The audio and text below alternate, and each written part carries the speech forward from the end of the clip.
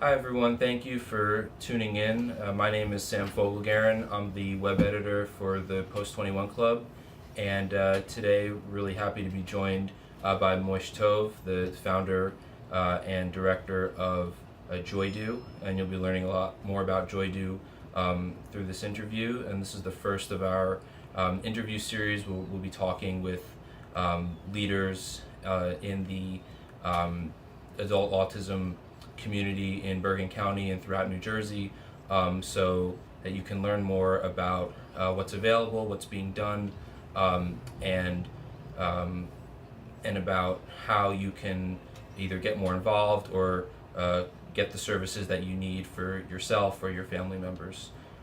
So let's get right into this. Thank you so much, Moish, for joining us today. Really appreciate it. So I guess let's just start. What's your professional background, and how does that sort of translate into the work you're doing today with JoyDo?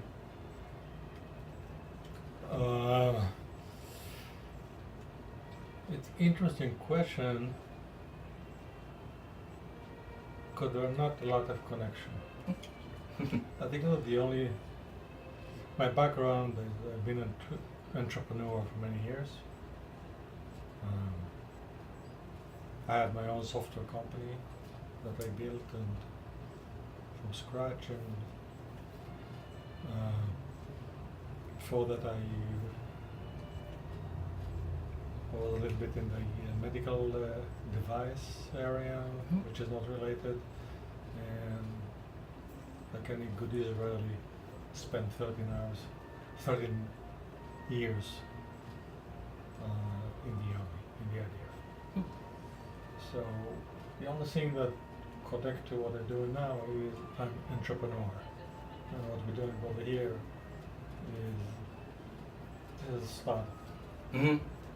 Yeah. Sure. So I guess going from that, what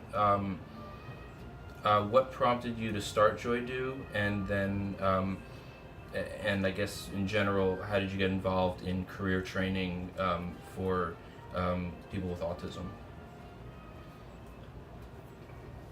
I have two boys on the spectrum, Tal and Gil.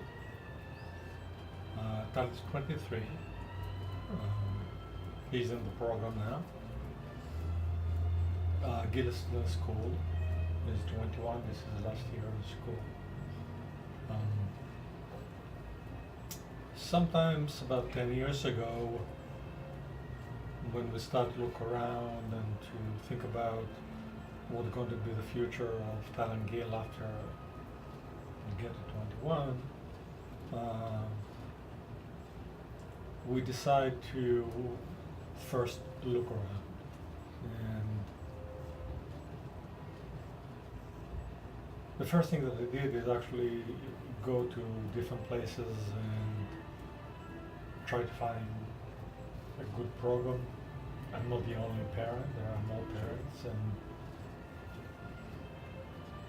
I had the assumption that someone find like a good solution, and a good solution for me is a place that you can live up to the potential like any other person.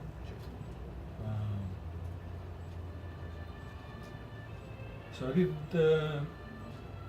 start with a small visiting a few programs, and move into actually big surveys that we did in 26 countries, in 6 states in the United States.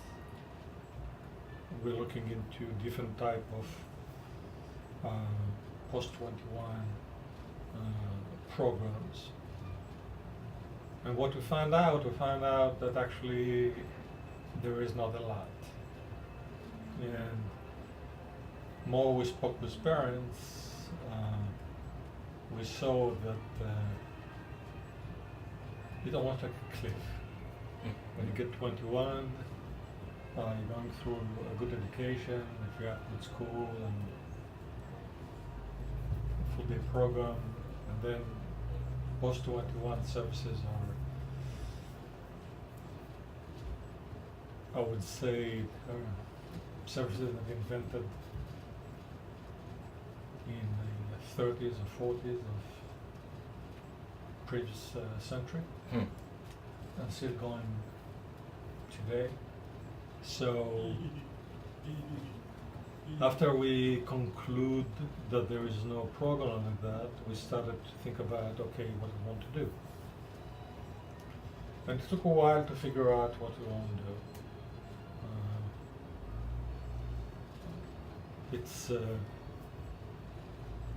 It wasn't, it's a complex issue, Mhm. the post-21. You have to look into many different things. So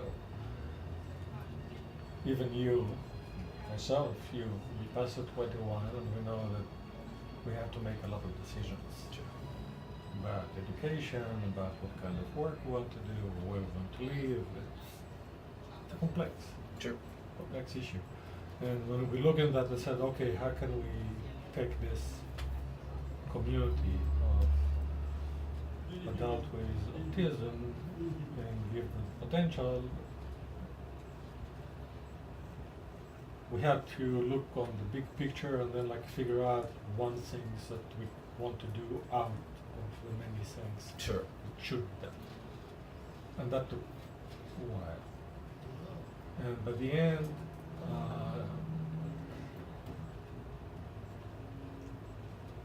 what happened actually was not planned.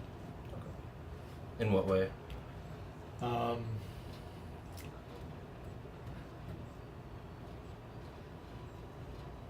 I was born in Israel. Mhm.